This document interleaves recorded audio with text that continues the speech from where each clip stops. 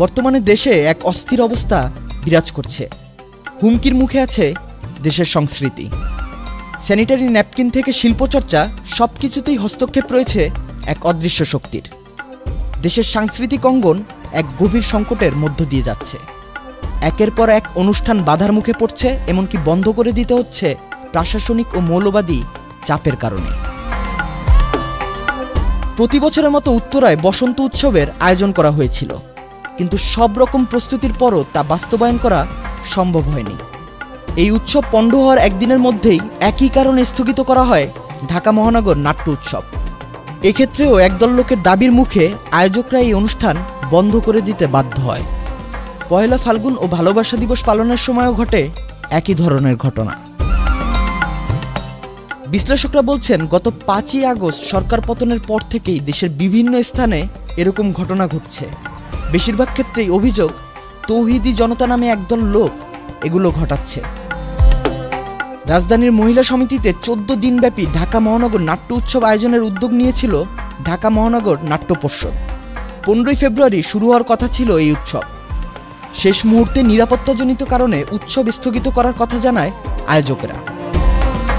ঢাকা মহানগর নাট্য উৎসব বন্ধ হওয়ার পর সংস্কৃতি উপদেষ্টা মোস্তফা সরোয়ার ফারুকী তার ফেসবুক পোস্টে বলেন, নাট্য উৎসব বন্ধের খবরটা দেখে আমরা কাল সন্ধ্যা থেকেই খোঁজখবর নেওয়া শুরু করি, কারণ সরকার শিল্পকলার মাধ্যমে সারা দেশে সাংস্কৃতিক অনুষ্ঠান ছড়িয়ে দিতে উৎসাহ দিচ্ছে। গতকালও শিল্পকলায় 3টি প্রদর্শনী হলো, তাহলে এখানে কেন পুলিশ উৎসব বন্ধ করতে বলবে? ঢাকা মহানগর নাট্য উৎসবের আয়োজকেরা জানান, শুক্রবার সন্ধ্যায় মহিলা সমিতিতে কিছু লোক এসে উৎসব নিয়ে আপত্তি তুলে ও হামলা করার হুমকি দেয়। এজন্য আয়োজন স্থগিত করার সিদ্ধান্ত নেওয়া হয়। এর আগে লালন উৎসবও হুমকির মুখে পড়ে তারিখ পেছানো হয়।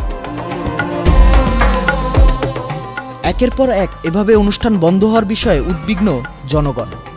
এ বিষয়ে রাজনৈতিক বিশ্লেষক জোবাইদা নাসরিন বলেন, এগুলো কোনো বিচ্ছিন্ন ঘটনা না, ধারাবাহিক ঘটনা। বর্ষবরণ উৎসব বা লালন উৎসব এই ভূখণ্ডের ঐতিহ্য। এগুলোর সাথে আমাদের আইডেন্টিটি জড়িত। এগুলোকে স্রেফ গানবাজনা হিসেবে দেখলে হবে না। যা ঘটছে তা অপরিকল্পিত বা অরাজনৈতিক না, একটি বিশেষ ধর্মান্ধ গোষ্ঠী এগুলো করছে।